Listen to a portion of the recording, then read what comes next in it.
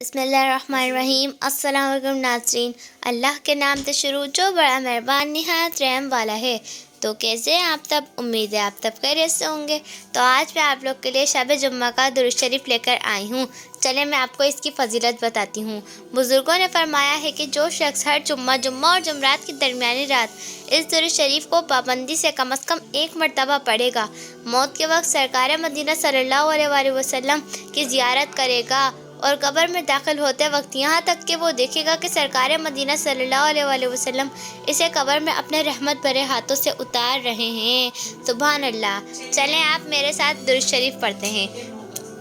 اللہم صلی علی وسلم وبارک علی سیدنا محمد النبی الامی الحبیب العالی القدری العظیم الجہ وعلی آلہ وصحبہ وسلم۔